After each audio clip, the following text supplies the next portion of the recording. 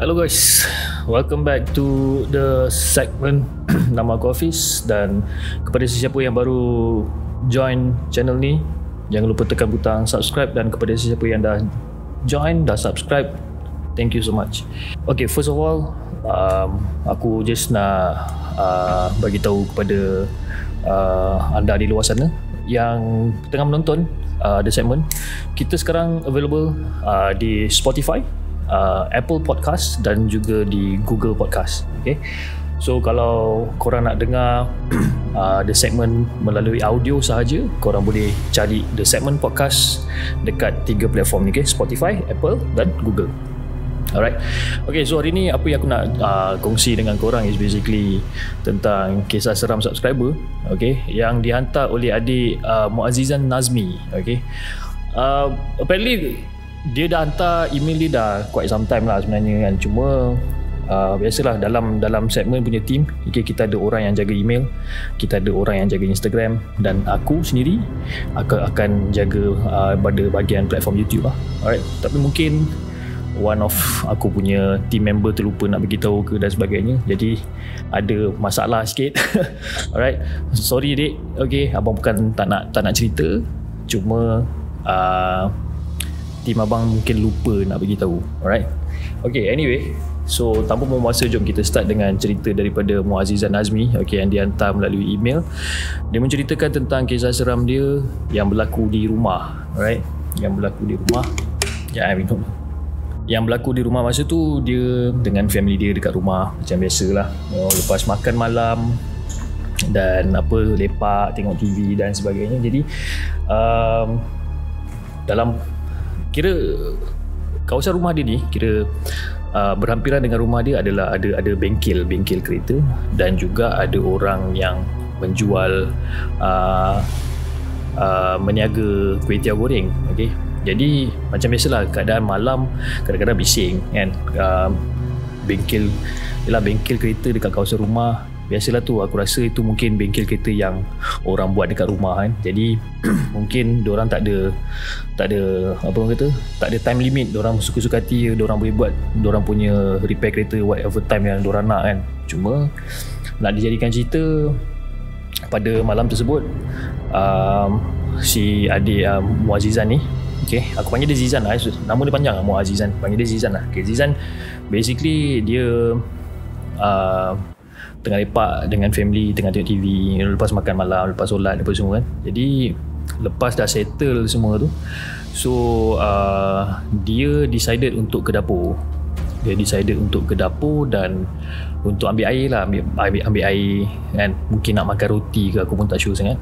So dia pergi ke dapur, dia ambil air.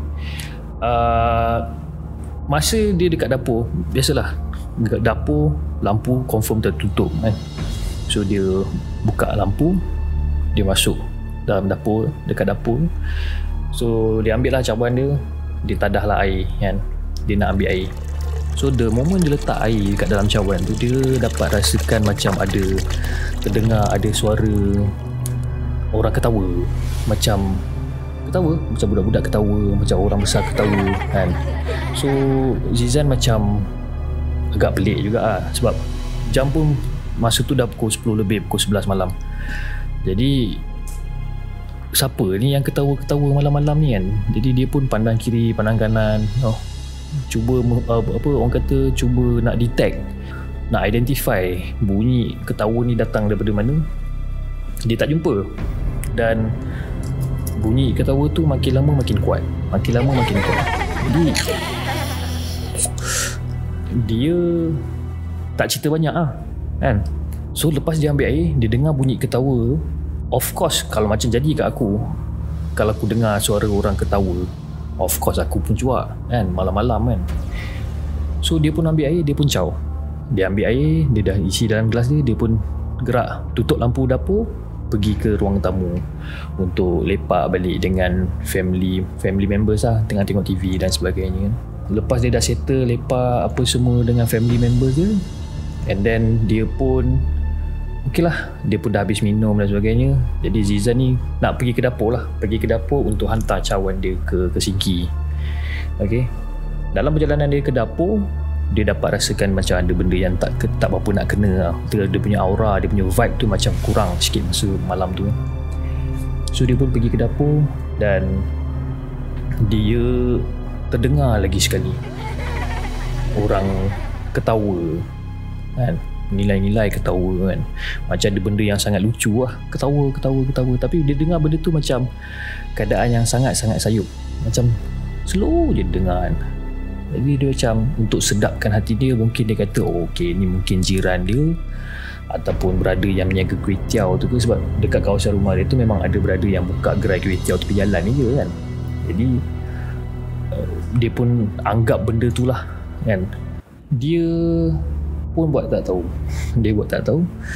and then dia pulang ke ruang tamu. Ini pada malam yang pertama jadi macam tu. So malam kedua pun jadi benda yang sama, whereby ke malam kedua dia lepak dekat ruang tamu. Masa ni dia dengan family members dia, tapi time tu dalam pukul 11 lebih.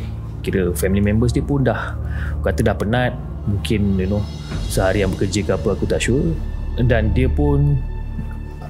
orang pun nak naik ke atas lah, kira nak tidur lah kan.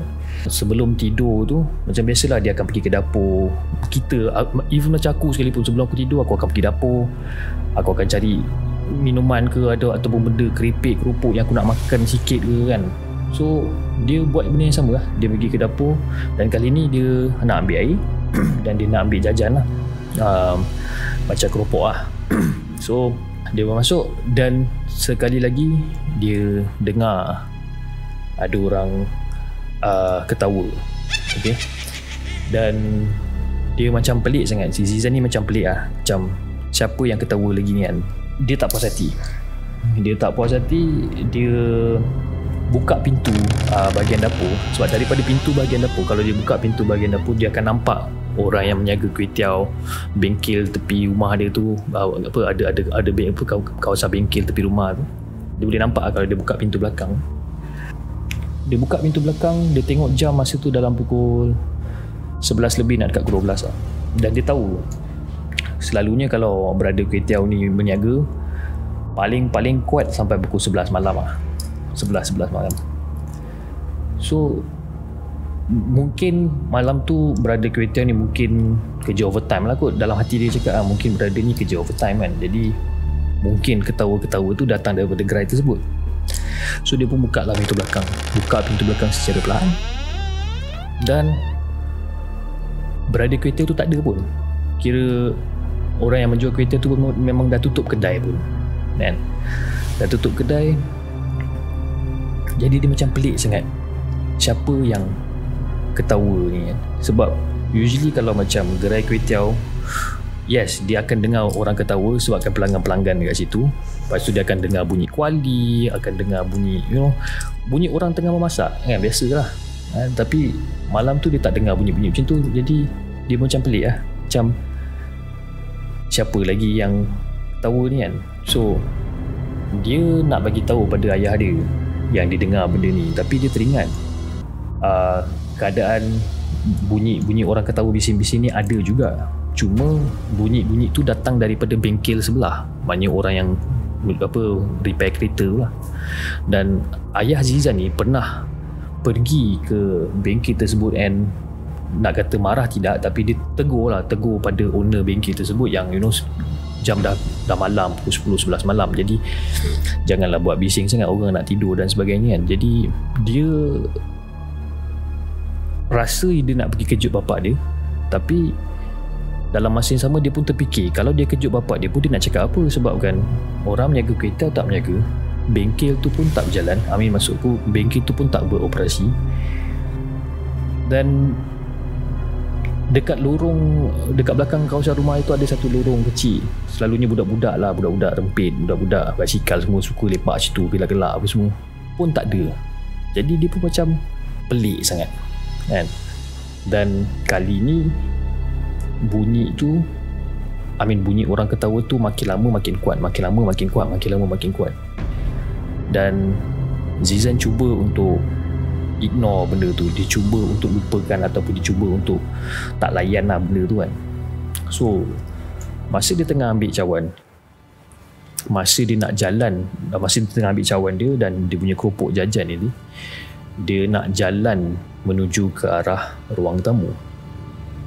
Bila dia nak jalan menuju ke arah ruang tamu, dia dengarkan satu ketukan yang sangat kuat dekat pintu belakang rumah. Dekat pintu belakang dekat dapur tu. Bunyi orang macam ketuk pintu. Jadi Zizan biasalah, dia of course dia pun takut. Aku kalau kena kat aku pun rasa macam cuak juga kan. Jadi dia cepat-cepat pergi ke ruang tamu, letak cawan dia, letak keropok dia, dan dia terus toleh ke arah dapur and mata melilau cari kat mana bunyi orang ketawa ni. Dan lepas dia mencari tu, dia tak jumpa apa-apa dan dia pandang straight tepat kepada bahagian dapur yang lampu dah tertutup.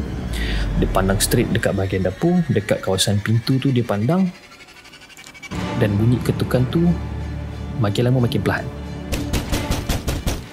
Jadi dia pun macam pelik kan.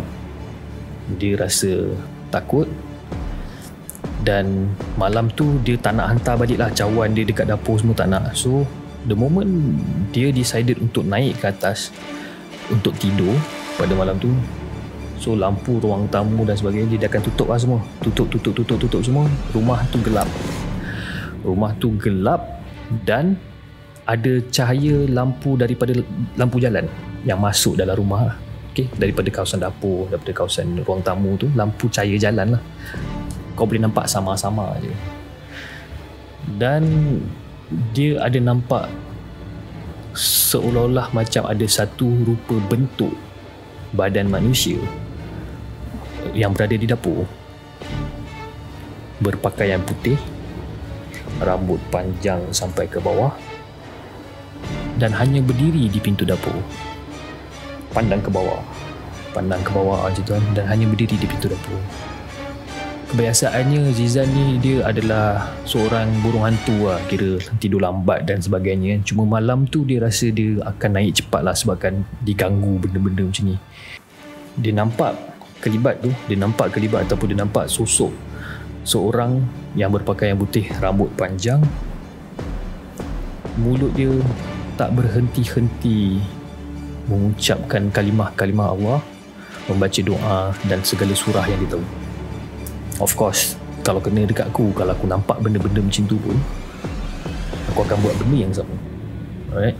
Dia tertanya sampai ke hari ni, apakah benda yang dinampak tu sebenarnya? Sebab selepas pada hari tersebut, dia menceritakan benda ni kepada ayah dia, dan benda tu dah tak kacau dia lagi. Benda tu dah tak ada, tak datang, ataupun suara-suara gelak, ketawa, mengilai ni semua dah tak ada. Cuma 2 malam tu je yang dia kena kacau. And until today, sampai sekarang, dia tertanya apakah yang dia nampak tu sebenarnya, dan apa tujuan benda tu datang dan kacau dengan dia. So itu cerita daripada Muazzizan Nazmi. Alright, Zizan, terima kasih sangat-sangat sebab kongsi cerita dengan The Segment. Alright, lagi sekali abang nak minta maaf kalau cerita Zizan ni kita terlepas pandang daripada email, sebabkan email terlalu banyak yang masuk, orang-orang yang menghantarkan cerita kepada kami. Tapi untuk pengetahuan Zizan dan kepada semua, okay, kita akan pilih cerita berdasarkan orang kata pengolahan dan jalan cerita tersebut. Yang mana yang menarik, yang boleh kita ketengahkan, kita akan ketengahkan. Sebab kalau katakan ada 200 orang hantar cerita dan saya kena buat 200 episod berceritakan tentang kisah seram subscriber, penat. Kan? Jadi hopefully korang semua terhibur dengan cerita yang disampaikan oleh adik Zizan. Alright, terima kasih sangat-sangat Zizan sebab sudi kongsi cerita ni dengan abang. Dan aku rasa itu saja untuk perkongsian aku pada malam ini. Kepada sesiapa yang masih belum subscribe, jangan lupa subscribe to channel The Segment. Alright, dan kepada sesiapa yang dah subscribe, thank you so much guys, korang memang awesome. Alright, okay guys, itu saja untuk hari ini dan insyaAllah kita akan jumpa lagi on the next episode. Assalamualaikum.